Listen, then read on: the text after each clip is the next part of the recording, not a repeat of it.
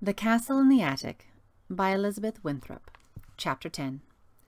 William hoisted his backpack higher up on his shoulders and walked slowly across the rough wooden planks of the drawbridge. Sir Simon embraced him at the other end as one soldier embraces another. "No matter what else happens, my boy, nothing shall erase this. You are a courageous person, a squire with the heart and soul of a knight." William nodded.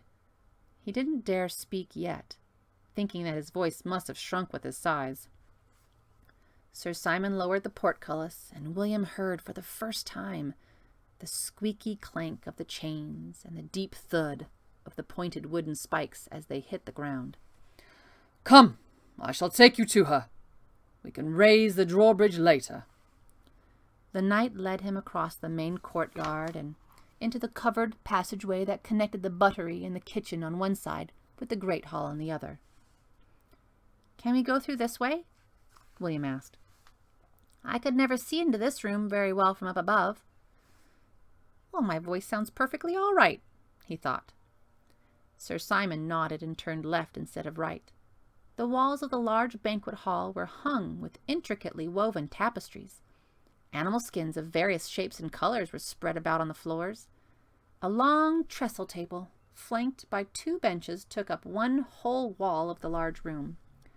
William peered into the fireplace, which was as big as his closet at home.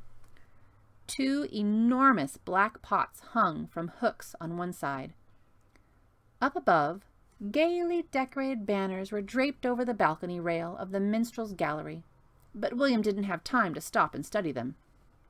The knight had already disappeared up the corner staircase. He led William along the wall walk to the curved door in the opposite tower. "I gave Lady Eleanor the master chamber, as I sleep downstairs on the kitchen floor to guard the fire," Sir Simon explained as they stepped onto the landing. "Her room is right through here," he said, indicating the door William was facing. "I shall leave you now." William stood there for a long moment, listening to Sir Simon's footsteps retreating down the stairs to the kitchen. His heart was thudding in his chest. Mrs. Phillips was humming a tune that sounded vaguely familiar, and he stood for a moment more listening, hoping it would be quieting the pounding in his ears. What if she still refused to speak to him? "Get it over with," he muttered to himself. He knocked. The humming stopped. "Sir Simon?" she called. He didn't answer, but turned the hammered metal handle of the door and pushed it open. She was seated in front of the fire with her back to the door, wearing a long blue robe covered by some sort of tunic. "I came," was all he said. "William!" she said. She put down her needlework and stood up. This time there was no silver knight in his belt pack, and he hugged her as hard as he could, his nose buried in the rough linen across her chest. She pushed him away from her and looked at his face for a long time. "Do I look different?" he asked. "No, you look the same." She touched his temple with her forefinger. "It's what's going on here that I wonder about." "I did warn you. I said I'd make you stay no matter what." She went and sat down in front of the fire again. "Then why are you here now?" "Because I know I made a mistake. I have to go back with Sir Simon and find the other half of that token. The half that sets us free." He knew she was thinking, "What if you don't find it?" But she didn't say it, and neither did he. If he had let himself think what-ifs, he would never have gotten this far. "Where did you get that dress?" he asked. "It's actually called a surcoat, and this is a tunic." She fingered the brown cloth on top. "They were hanging in the wardrobe. The castle is very well outfitted, right down to the pots and pans in the kitchen." "Oh, I brought you some supplies," he said, digging through his backpack. He handed her the jar of Marmite, the bread and the tea bags. The sight of them made her smile for the first time. They ate dinner together that night on either side of the table in the courtyard. "Not quite under the stars," Sir Simon said, "but one gets the same feeling." William looked up past the tower walls to where the attic ceiling should have been, but he couldn't quite make it out. "I'm glad you remembered to leave the lamp on when you came around the drawbridge," Sir Simon said. "The light bulb will burn out eventually," William said, "but I brought candles and matches in my backpack." "And Marmite," Mrs. Phillips said with a smile. "And good bread," said the knight, tearing off another hunk. William suddenly felt happy to be there with the two of them, to see them laughing over a joke together at the same table. "I'm glad I came," he said. They each reached out and took one of his hands. "It took courage," said Sir Simon. "but you will need more for the days ahead." He stood up. "Tomorrow, my boy, your training begins in earnest." The next morning the three of them gathered in the courtyard after a hasty breakfast. First, William was provided with the uniform and weapons of a squire, which the Silver Knight had found in the armory. "According to the riddle, you must cross the drawbridge as a squire. I will start your training now," Sir Simon explained. He dropped a brown cloth tunic over William's head while murmuring some odd incantation. Then he fastened a belt around his middle, complete with a soft leather bag and a small, sharp dagger in its scabbard. "What were you whispering?" William asked.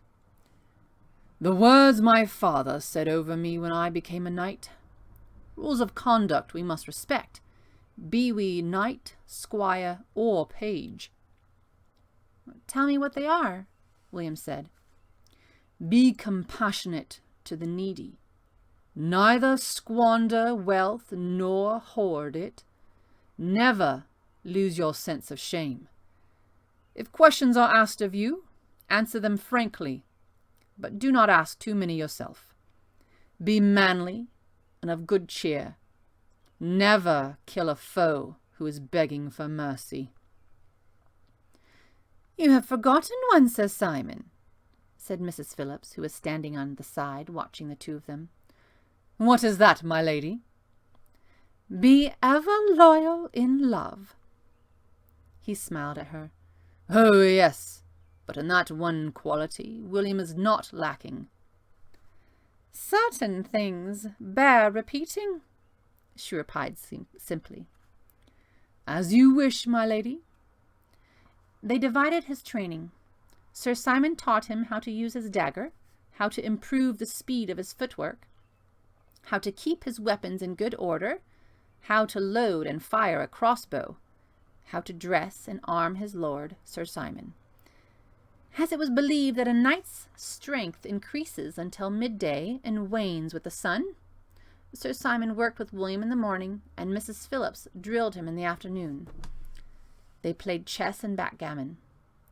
She made him practice his recorder. "Music will calm the beast in man and nature." And she put him through his gymnastics exercises. "Do it again. The round-off wasn't tight enough," she said one afternoon. They had moved the trestle table to the side of the courtyard to make room for his tumbling. Sir Simon sat in one corner, watching while he sharpened the blade of his dagger. "You're tougher than Robert," William complained as he returned to the starting position. "Did you go to practice last week?" "Yeah, but Robert said I wasn't paying attention. He wanted you to come back." She smiled. "You could have brought me in your pocket. Wouldn't Robert have been surprised to see that?" "There's something else. One day last week he took me aside at the end of practice. His face was all serious, and he said, 'William, when you do gymnastics, you have to be honest about everything you do in the other parts of your life, too. Otherwise, your body will deceive you, and you won't be able to turn the tricks.'" "What do you think he meant?" she asked with a smile.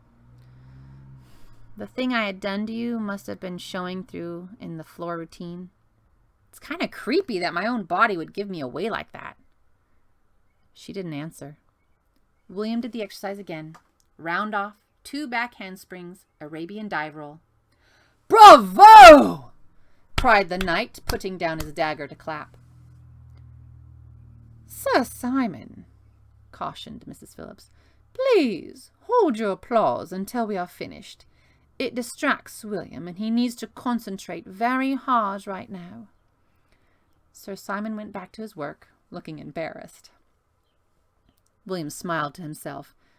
He was glad to see somebody else getting in trouble for a change. Mrs. Phillips had been very hard on him all week. "Now, William, listen to me. I want to alter the routine a bit. The beginning will be the same. Round off, 2 back handsprings. Then come out to the second back handspring and do an Arabian forward somersault instead of the dive roll." "You mean a front flip at the end?" She nodded. He didn't bother to ask why. He knew she would fix him with that steely glare of hers and refused to answer. On the first try, he fell in the middle of the front somersault. "You weren't concentrating," she said. "Your mind was still telling you to do the dive roll. You need to put both mind and body into it. I'll spot you for the front somersault this time. Tomorrow you will start doing it yourself." He was able to execute it perfectly, knowing that her outstretched arm would be there to support his back. "That's enough for today," she said at last. William glanced over at Sir Simon, who raised his fist in a silent cheer behind her back. When she saw the direction of William's eyes, she turned around. But Sir Simon's head was bent close to his work. "What's all this rehearsing for?" William asked her after the 3rd day. "You will never be able to defeat the wizard with brute strength," she said.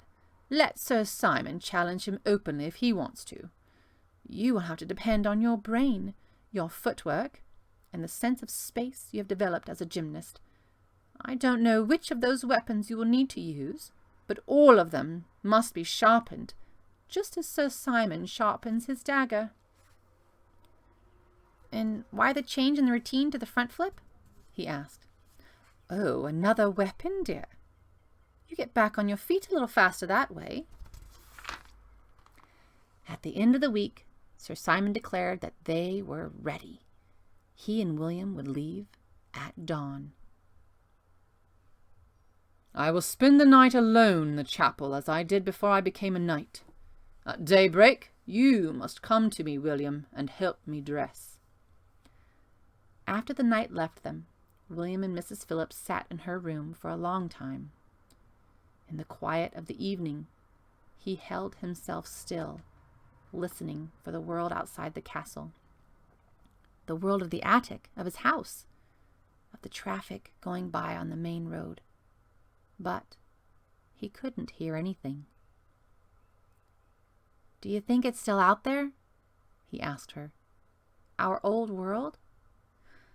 "I'm not sure." "Will we ever get back?" "Oh, that depends on you." "Can't you come with me?"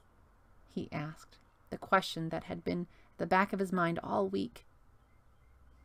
"I still need you to spot me for that final flip." "Remember what Robert once said to us when he first taught me how to spot you?" "Put your hand out and support him lightly, Mrs. Phillips. Allow William to feel the skill in all parts of his body. You will keep him safe, but he will do the trick." She shook her head. "You must find your own way through the forest, William. That's what I've been trying to tell you all along. In this world, and our old one. Come stand here by me." She was seated in front of the fire, doing the same needlework he had seen her with that first afternoon. He had never looked at it closely before. "What is it?" he asked. "A fire screen. But that isn't important. Look at the picture." William leaned closer. "I see a man.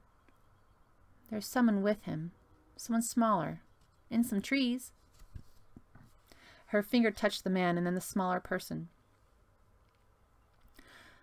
A man and a boy setting out on an adventure into a forest.